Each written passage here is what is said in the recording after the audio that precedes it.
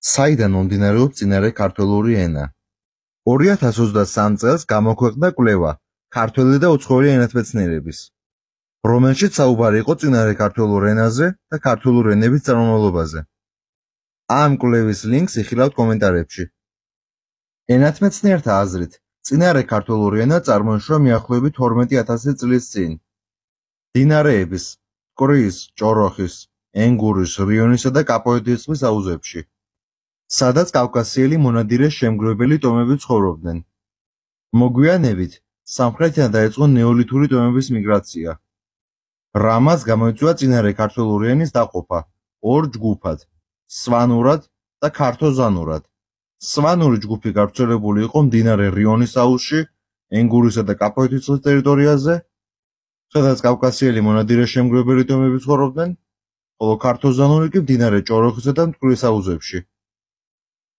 მოგვიანებით კი უკვე ქართო-ზანური ენა დაიყო ორ ნაწილად, ქართულად და ზანურად, ხოლო საბოლოო ჯამში კი ზანების ნაწილმა დაიწყო მიგრაცია ჩრდილოეთით. დაიკავა რიონის აუზის ტერიტორია და აგრეთვე ენგურის ქვემო ნაწილი. ამაში გამოიწვია ზანურის გაყოფა ორ ენად, მეგრულად და ლაზურად.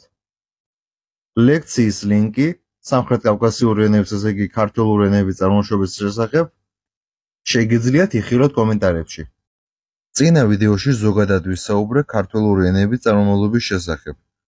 ხოლო ამ ვიდეოში კი უშუალოდ განვიხილავ იმას, თუ ვინ საუბრობდა წინარე ქართულ ენაზე, როდის და სად ცხოვრობდნენ ისინი და რამ გამოიწვია წინარე ქართული ენის დაშლა ორ ენად, სვანურად და ქართო-ზანურად. დავიწყოთ იმით, რომ მიახლოებით 15,000 წლის წინ კავკასიის ტერიტორიაზე ცხოვრობდნენ კავკასიელი მონადირე შემგროვებლები. ესე იგი გვიანი პალეოლითის ხანაში კავკასია დასახლებული იყო აი ამ მონადირე შემგროვებელი ტომებით. ეს ხალხი, კონკრეტულად ისინი, ვინც ცხოვრობდნენ მდინარე ბზიფის, ესე იგი კაპოეთის წყლის, ენგურის, რიონის, ჭოროხისა და მტკვრის აუზებში, საუბრობდნენ წინარე ქართულ ენაზე. მოგვიანებით, მას შემდეგ რაც მესოპოტამიაში დაიწყო ნეოლითური რევოლუცია და ადამიანებმა დაიწყეს მიწის დამუშავება, ნეოლითურმა ფერმერებმა დაიწყეს მიგრაცია მთელ მსოფლიოს მასშტაბით. ახალმა ტექნოლოგიებმა, რომელიც დაკავშირებული იყო მიწათმოქმედებასთან, შეცვალა ძველი ლექსიკონი, რომელსაც ხმარობდნენ მონადირე შემგროვებელი ტომები. ამ ყველაფერმა კი გამოიწვია ახალი ენების წარმოშობა და ძველი ენების დაშლა. იგივე პროცესი მოხდა კავკასიაშიც. წინარე ქართული ენა ნეოლითური რევოლუციის გავლენით იწყებს დაშლას. მონადირე შემგროვებელი ტომები და ნეოლითური ფერმერები ახალ ენას ქმნიან. ძირითადად ნეოლითური ტომები განსახლებული იყვნენ მდინარე ჭოროხის სამხრეთით და მტკვრის აუზში, აგრეთვე კასპიის ზღვის მახლობლად, ხოლო შავი ზღვის გარშემო, ესე იგი პონტიის რეგიონში, ძირითადად ცხოვრობდნენ კავკასიელი მონადირე შემგროვებლები დასავლეთი საქართველოს ტერიტორიაზე და თანამედროვე ყუბანის მიწებზე. ეს პროცესები განვითარდა მიახლოებით 11,000 ან 8,000 წლის წინ. სწორედ ამ პერიოდში იწყებს წინარე ქართული ენა დაყოფას ორ ენად. მდინარე ჭოროხისა და მტკვრის აუზში ყალიბდება ეგრეთ წოდებული ქართო-ზანური, ანუ გარული ენა, ხოლო ჩრდილოეთით, ესე იგი რიონის, ენგურის და ბზიფის აუზში ყალიბდება სვანური ენა. სვანური ენის მატარებლები მიახლოებით 8,000 წლის წინ ან 7,000 წლის წინ იყვნენ კავკასიელი მონადირე შემგროვებელი ტომები, ხოლო ქართო-ზანურის კი ნეოლითური ტომები. ნეოლითურ ტომებში ბუნებრივია იგულისხმება ნეოლითის ფერმერები. მოგვიანებით ბრინჯაოს ხანაში ქართო-ზანური ტომები იწყებენ ჩრდილოეთისკენ მიგრაციას და ეტაპობრივად იკავებენ კავკასიელი მონადირე შემგროვებელი ტომების მიწებს, სადაც ძირითადად სვანურ ენაზე მეტყველებდნენ. ეს პროცესი აქტიურად მიმდინარეობდა მიახლოებით 4,000 წლის წინ. სწორედ ამ მიგრაციებმა გამოიწვია საბოლოო ჯამში ქართო-ზანური ენის გაყოფა ორ ნაწილად, ზანურად, რომელიც გავრცელებული იყო ჭოროხის აუზში და ნაწილობრივ რიონის აუზშიც, და ქართულად, რომელიც მტკვრის აუზში იყო გავრცელებული. მიახლოებით 4000-3000 წლის წინ ქართული და ზანური დამოუკიდებელ ენებად ყალიბდება. სწორედ ამ პერიოდში მთავრდება ბრინჯაოს ხანა.